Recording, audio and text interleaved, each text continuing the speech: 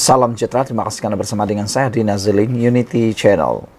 PM dulu juga mahu laksana rasionalisasi subsidi, tapi tiada tekad politik, kata Anwar Ibrahim. Ramai yang mengecam apabila Anwar Ibrahim melancarkan subsidi bersasar untuk minyak diesel. Tetapi sebenarnya rupa-rupanya bukan Anwar Ibrahim saja yang pernah mau melakukannya. Perdana Menteri terdahulu juga ingin melakukannya, tetapi tidak mempunyai tekad politik, takut pengecut dan takut kalah. Mereka hanya cakap tapi tak pernah buat. Mereka sedar bahawa negara ini memerlukan tindakan sedemikian rupa, tapi oleh kerana tindakan itu bukan popular, maka mereka tidak berani melaksanakannya. Perdana Menteri Anwar Ibrahim berkata ke semua Perdana Menteri pada masa lalu, bersetuju tentang keperluan untuk melaksanakan rasionalisasi subsidi. Katanya, perkara itu juga telah dibincangkan sejak 1990-an ketika dia menjadi Menteri Keuangan lagi. Bagaimanapun, kata Anwar Ibrahim, tidak ada Perdana Menteri sebelum ini sanggup melaksanakan langkah tersebut kerana ia bukan langkah atau keputusan popular. Tak ada sesiapa mahu mengambil tindakan kerana ia tidak popular, kata Anwar Ibrahim. Saya pergi ke Sungai Rokam. Saya kena maki berbakul-bakul. Madani dah jadi Madanon. Saya okey, tak ada masalah, tapi saya jawab dengan fakta. Saya telah lalui liku-liku dan saya pun dah lewat 70-an. Jadi apa yang saya buat? Saya nak buktikan bukan semua orang kaki politik, semua orang politik kaki sakau dan angkuh dan mendera rakyat, katanya pada perhimpunan bulanan Kementerian Keuangan di Putrajaya hari ini. Anwar berkata ahli politik mengambil cara mudah, iaitu mengekalkan subsidi walaupun berlaku ketirisan semata-mata demi mendapatkan undi. Anwar berkata dia yakin keputusan untuk menghapuskan subsidi menyeluruh akan membantu meningkatkan status negara ini. Jadi saya tak peduli kalau nak maki berbakul-bakul, selagi saya ada mandat, I will do it. When the time say I have to go, I go. Bila masanya tiba, saya akan pergi, kata Anwar Ibrahim. Anwar yang juga Menteri Keuangan turut menegaskan bahawa subsidi tidak lagi boleh disalurkan kepada golongan kaya dan warga asing. Bukan kena diskriminasi, tapi mereka tak bayar cukai tinggi. Tanggungjawab utama kepada warga negara kita, jelasnya. Dia menambah penjimatan daripada langkah ini akan disalurkan semula untuk membantu golongan memerlukan dan bukan menaikkan allowance menteri. Mengulas lanjut, Anwar berkata penjimatan itu akan membiayai kos pengangkutan awam, sumbangan asas Rahmah, SARA dan 9 juta penerima sumbangan tunai Rahmah STR. Bagaimanapun, bercanggah dengan dakwaan Anwar, rasionalisasi subsidi telah dilaksanakan oleh Perdana Menteri sebelum ini, khususnya pada pentadbiran Abdullah Ahmad Badawi. Ketika itu, subsidi bahan api dikurangkan beberapa kali dengan penyebakan semula harga yang kadangkala membawa harga lebih rendah walaupun tidak dihapuskan sepenuhnya seperti dirancang pentadbiran Anwar. Selepas kenaikan besar pada 2008, pentadbiran Abdullah juga memperkenalkan rebate tahunan yang dipindahkan kepada pengguna untuk mengimbangi kenaikan harga bahan api. Seperti Anwar, Abdullah juga berkata subsidi menyeluruh adalah tidak adil kerana menguntungkan golongan kaya dan dia juga mengambil langkah tidak popular itu demi kepentingan rakyat. Perdana Menteri kelima itu juga mendakwa penjimatan daripada pemotongan subsidi akan digunakan untuk membiayai kos pengangkutan awam. Tetapi kesan daripada langkah itu dipertikai oleh pengkritik. Anwar juga mengkritik kenaikan harga bahan api yang diumumkan oleh Abdullah dengan mengatakan ia akan memberi kesan besar.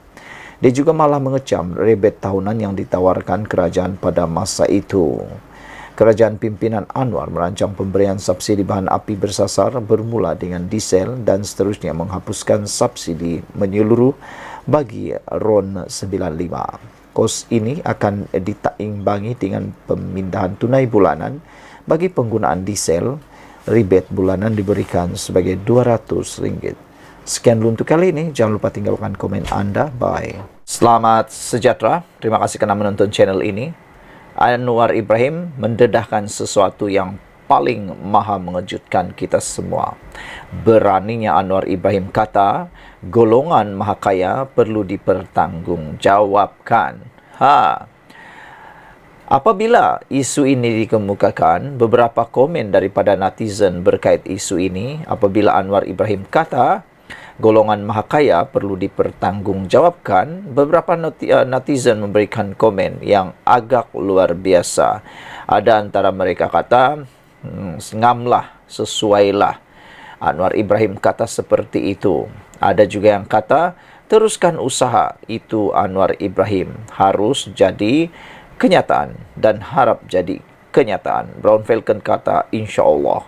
Ini semua apabila Anwar Ibrahim memberi jaminan bahawa di bawah pentadbirannya, golongan maha kaya yang selama ini menjadi terlalu berkuasa untuk dipertanggungjawabkan atas tindakan mereka tidak lagi akan sedemikian.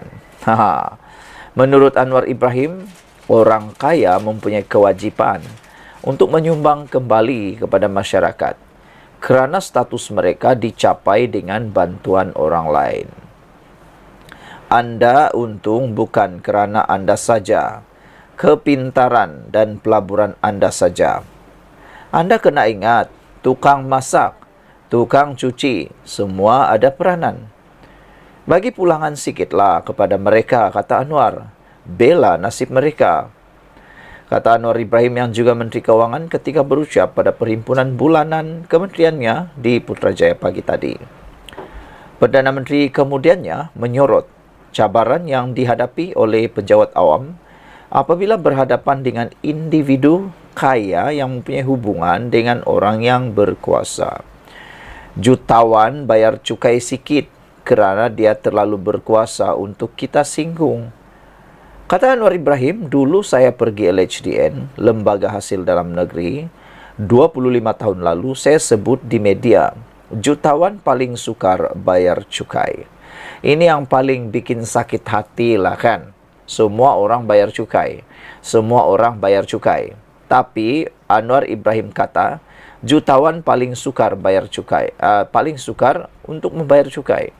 Mungkin yang dimaksudkan ini ialah betapa liciknya orang-orang kaya, jutawan ini, yang maha kaya ini untuk bayar cukai. Mereka terlalu sayang uang mereka sehingga mereka tidak sanggup membayar cukai. Banyak cara mungkin yang mereka boleh buat. Kelicikan-kelicikan tertentu. Mereka boleh mengupah peguam, mereka boleh mengupah accountant yang hebat-hebat, juru uang yang hebat-hebat untuk menyembunyikan kekayaan mereka. Berbanding dengan orang-orang biasa yang hanya bekerja biasa tapi layak bayar cukai, nak buat macam mana? Kita perlu istihar harta setiap tahun. Kita perlu istihar pendapatan setiap tahun. Tanpa bantuan peguam, tanpa bantuan accountant hebat, tiada yang boleh disembunyikan. Terpaksa bayar mengikut yang dikehendaki. Bayarlah. Itu kan dah tanggung jawab kita. Janganlah sembunyi-sembunyi. Berdosa tahu tak bayar cukai. Nah, tapi orang kaya, jutawan yang dimaksudkan oleh Anwar ini paling sukar pula nak bayar cukai. Ada lagi yang sembunyi, ada lagi yang sembunyikan kekayaan. Dah terlalu kaya, kedekut tai hidung masin pula. Kata Anwar Ibrahim, dia punya kenalan orang tinggi atasan ada, akses langsung dengan orang besar. Kalau ketua pengarah LHDN lebih, dia pun kena, kata Anwar Ibrahim. Justru Anwar berjanji akan mempertahankan penjawat awam yang mengambil tindakan terhadap golongan kaya. Saya akan bela setiap penjawat awam, akan pertahankan mereka selagi mereka jalankan tugas yang baik. Saya takkan ikut tekanan puak penyakau ini. Sudah 1,5 tahun jadi Perdana Menteri, tak pernah saya kata jangan ambil tindakan atas mereka orang kaya. Paling pun saya minta mereka teliti semula untuk lihat jika adil atau tidak, itu saja katanya. Antara tokoh terkenal dalam siasatan SPRM ialah bekas Menteri Keuangan Daim Zainuddin yang menghadapi pertuduhan jenayah Kerana didakwa gagal mematuhi notis SPRM untuk mengisytiharkan hartanya, anak-anak bekas Perdana Menteri Dr. Mahathir Mohamad pula, iaitu Muqzani dan Mirzan juga, diberikan notis daripada SPRM yang memerlukan mereka mengisytiharkan semua aset dalam milikan mereka. Saudara, itulah dia pendedahan Anwar Ibrahim, amaran laungan Anwar Ibrahim yang perlu diingat oleh semua golongan mahakaya. Dan jumpa lagi.